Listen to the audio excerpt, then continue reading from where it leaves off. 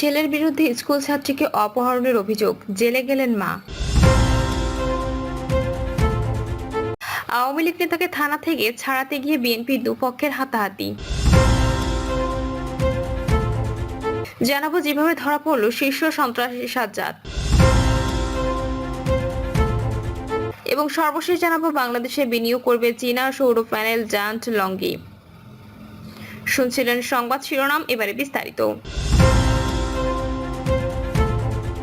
ছেলের বিরুদ্ধে স্কুল ছাত্রীকে অপহরণের অভিযোগ, জেলে গেলেন মা।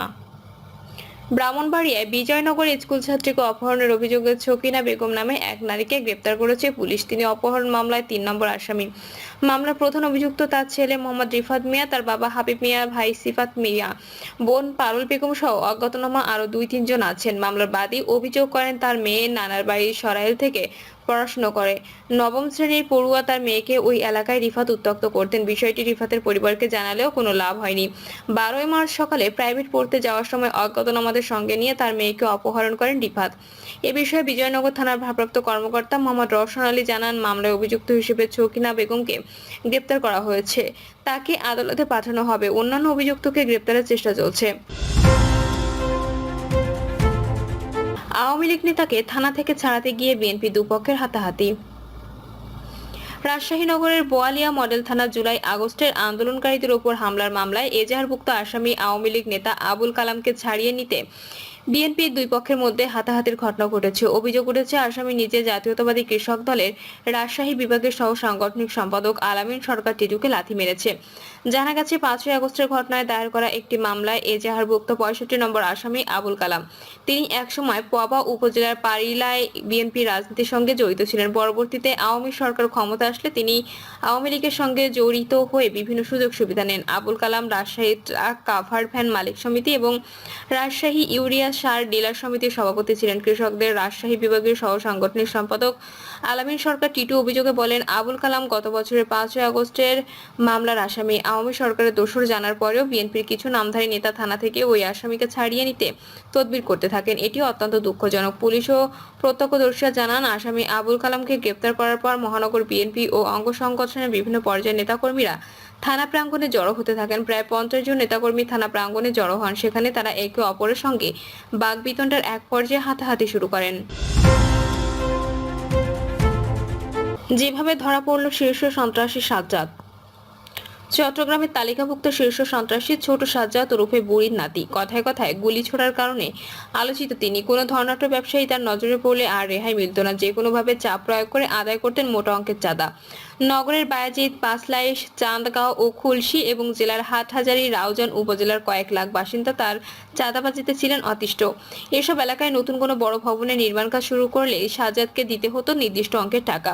গত ৫ই আগস্ট আওয়ামী লীগ সরকারের পতন হলে ফের বেপরোয়া হয়ে ওঠেন সাজ্জাদ। বিএনপির চট্টগ্রাম বিভাগের এক নেতার প্রশ্রয়ে হয়ে ওঠেন অপরাধ জগতের মূর্তিমান আতঙ্ক। এই সময়ের মধ্যে ৩টি হত্যাকাণ্ড ঘটান সাজ্জাদ। তাকে ধরতে কোনো কৌশলী কাজ দিচ্ছিল না চট্টগ্রাম মেট্রোপলিটন পুলিশের।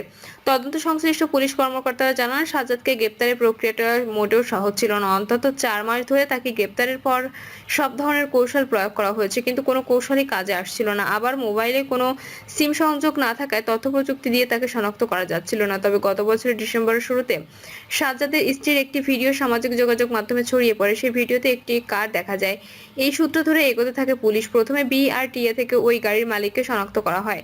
গাড়ির মালিকের কাছ থেকে তথ্য নিয়ে চালককে জিজ্ঞাসাবাদ করা হয়। চালক জিজ্ঞাসাবাদে স্বীকার করেন, সাজ্জাদ ও তার স্ত্রী তামান্নাকে নিয়ে তিনি অক্সিজেন মোড়ের একটি বাসা থেকে রাউজানের কদলপুর এলাকায় গিয়েছিলেন। চালকের দেওয়া বক্তব্যের সূত্র ধরে অক্সিজেন মোড়ের ওই বাসার সিসিটিভি ফুটেজ জব্দ করা হয়। সেখানে সাজ্জাদের উপস্থিতি নিশ্চিত করা যায়। পরে ৫ই ডিসেম্বর বাসাটিতে অভিযান চালায় পুলিশ, কিন্তু ওই দিন উল্টো পুলিশকে গুলি ছুড়ে পালিয়ে যান সাজ্জাদ। সেদিন তার ছোড়া গুলিতে কয়েকজন আহত হন।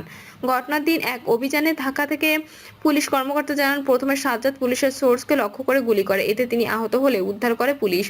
ওই ফাঁকে সাজ্জাদ ৬তলা ভবনের ছাদে উঠে যান। ছাদের দরজায় তালাটি ভেঙে ফেলেন গুলি করে। এরপর পার্শ্ববর্তী একটি ৫তলা ভবনে লাফ দিয়ে চলে যান। সেখান থেকে আরেকটি ভবনে লাফ দেন। ওই ভবনের সিঁড়ি দিয়ে নিচে নেমে কেয়ারটেকারকে গুলি করে পালিয়ে যান সাজ্জাদ। সিএমপির ঊর্ধ্বতন এক পুলিশ কর্মকর্তা জানান, ওই ঘটনার পর সাজ্জাদ একেবারে গা ঢাকা দেন। সিমযুক্ত মোবাইল ব্যবহার না করে শুধু যোগাযোগের জন্য বিশেষায়িত অ্যাপস ব্যবহার করতেন তিনি। এটি দিয়ে স্ত্রী ও সহযোগীদের সঙ্গে যোগাযোগ করতেন। তবে সাজ্জাদকে ধরতে স্ত্রীর উপর নজরদারি অব্যাহত রাখে পুলিশ। স্ত্রীর গতিবিধির মাধ্যমে সাজ্জাদের ঢাকায় বাসায় নেওয়ার তথ্য পায় পুলিশ। অভিযানের নেতৃত্বে থাকা এক পুলিশ কর্মকর্তা জানান, সপ্তাহখানেক আগে থেকে পুলিশের সোর্স ঢাকায় অবস্থান নেন। অবশেষে তামান্না তার এক বান্ধবীর সঙ্গে দেখা করতে রাজধানীর বসুন্ধরা সিটি শপিং কমপ্লেক্সে যান। সঙ্গে ছিলেন সাজ্জাদও। সেখানে আগে থেকে অবস্থান নেয় সিএমপির টিম। দুই ভাগে বিভক্ত হয়ে শপিং কমপ্লেক্সে সাজ্জাদ ও তার স্ত্রীর গতিবিধির উপর নজরদারি করা হয়। এক পর্যায়ে সাজ্জাদকে আটক করে পুলিশ। প্রথমে তাকে বসুন্ধরা সিটির শপিং কমপ্লেক্সের একটি কক্ষে আটকে রাখা হয়। পরে তাকে তেজগাঁও থানায় নিয়ে পুলিশ এসকর্টের মাধ্যমে চট্টগ্রামে আনা হয়। তাকে নিয়ে সংবাদ সম্মেলন করেন সিএমপি কমিশনার হাসিব আজিজ। তিনি বলেন, গত আগস্টে অক্সিজেন এলাকায় জোড়া খুন এবং পরে চান্দগাঁও এলাকায় প্রকাশ্যে একজনকে গুলি করে হত্যা করেছে সাজ্জাদ। পাশাপাশি প্রকাশ্যে অস্ত্র নিয়ে চাঁদাবাজি, গার্মেন্টসের ঝুল ব্যবসা নিয়ন্ত্রণ এবং অপরাধী কার্যক্রম করত। দুবাই প্রবাসী বড় সাজ্জাদের আশ্রয় প্রশ্রয় থেকে সে চাঁদাবাজি, বিভিন্ন ধরনের হত্যাকাণ্ড সহ নানা অপরাধ কার্যক্রমগুলো পরিচালনা করত। গ্রেপ্তারের পরপরই সাজ্জাদের স্ত্রী তামান্নার একটি ভিডিও সামাজিক যোগাযোগ মাধ্যমে ছড়িয়ে পড়ে। এতে তাকে বলতে শোনা যায়, আমার জামাই গতকাল রাতে অ্যারেস্ট হয়েছে, এটা নিয়ে এত হাই হুল্লাস করার কিছু নাই। মামলা যখন আছে অ্যারেস্ট হবে, এগুলো নিয়ে এত টেনশন করা, দুঃখ প্রকাশ করা, কান্নাকাটি করার কিছু নাই। আপনারা যারা ভাবতেছেন আমার জামাই অ্যারেস্ট হয়েছে আর কোনোদিন বের হতে পারবে না, ওদের জন্য এক বালতি সমবেদনা। আমরা কাড়ি কাড়ি বান্ডিল বান্ডিল টাকা ছেড়ে আমার জামাইকে নিয়ে আসবো। আমার জামাই বীরের বেশে চলে আসবে। তিনি আরো বলেন, এখন যারা এই ঘটনা ঘটাইছে তাদেরকে ছাড় দেওয়া হবে না, মাথায় রাখো। এতদিন আমরা পলাতক ছিলাম, এখন তোমাদের পলাতক থাকার পালা। আমার জামাই আইনি প্রক্রিয়া শেষে আমার কাছে আসবে, তখন খেলা শুরু হবে। খেলা মাত্র শুরু করছো তোমরা, শেষ করবো আমরা। আমার জামাই সাজ্জাদের যারা সাপোর্টার আছো সবাই দোয়া করবা যাতে 10 থেকে 12 দিনের মধ্যে জামিন করায় ফেলতে পারি, ঠিক আছে? ধন্যবাদ। বায়েজিদ বোস্তামি থানা সংলগ্ন হাটহাজারী শিকারপুরের মোহাম্মদ জামালের ছেলে সাজ্জাদ বুড়ির নাতি নামে পরিচিত ছিল। গত 28শে জানুয়ারি সামাজিক যোগাযোগ মাধ্যম ফেসবুকে চট্টগ্রাম নগরের বায়েজিদ বোস্তামি থানার ভারপ্রাপ্ত কর্মকর্তাকে হুমকি দিয়েছিলেন সাজ্জাদ। এরপর 30শে জানুয়ারি সাজ্জাদকে ধরতে তথ্য দানকারী কিংবা সহায়তাকারীকে নগদ অর্থ পুরস্কারের ঘোষণা দেওয়া হয়। অপরাধ জগতে পা রেখে দিন দিন বেপরোয়া হয়ে ওঠেন সাজ্জাদ। গত বছরের 5ই আগস্ট রাজনৈতিক পট পরিবর্তনের পর বিএনপি চট্টগ্রাম বিভাগের এক তরুণ নেতার আশ্রয়ে চলে যান সাজ্জাদ। তার বিরুদ্ধে চাঁদাবাজির অনেক অভিযোগ আছে। হত্যা, অস্ত্র, চাঁদাবাজি 10টি মামলা রয়েছে তার নামে। গত বছরের 17 জুলাই চাঁদগাঁও থানা পুলিশ অস্ত্রসহ সাজ্জাদকে গ্রেপ্তার করে। পরের মাসে তিনি জামিনে বেরিয়ে আসেন। জানা গেছে, গত বছরের 21শে সেপ্টেম্বর বিকেলে নগরীর চাঁদগাঁও থানার অদূরপাড়া জাগরণী সংঘ ক্লাব সংলগ্ন একটি চায়ের দোকানে মাইক্রোবাস থেকে নেমে স্থানীয় ব্যবসায়ী আফতাবউদ্দিন তাহসিনকে গুলি করে হত্যা করে সাজ্জাদ বাহিনী। তারও আগে 18 সেপ্টেম্বর বিকেল 4টার দিকে নগরের বায়েজিদ বোস্তামি থানার কালারপুর এলাকায় শটগান হাতে সাজ্জাদ হোসেন সহ আরো দুজন গুলি করতে করতে একটি নির্মাণাধীন ভবনে প্রবেশ করেন। এরপর ওই ভবন মালিকের কাছে 5 লাখ টাকা চাঁদা দাবি করেন। এছাড়া গত বছরের 29শে আগস্ট নগরের বায়েজিদ বোস্তামি থানার অক্সিজেন কুয়াইশ সড়কে প্রকাশ্যে গুলি করে মাসুদ কায়সার ও মোহাম্মদ আনিস নামে দুজনকে হত্যা করা হয়। এলাকায় আধিপত্য বিস্তার ও ব্যবসা বাড়ার রাজনৈতিক মতাদর্শ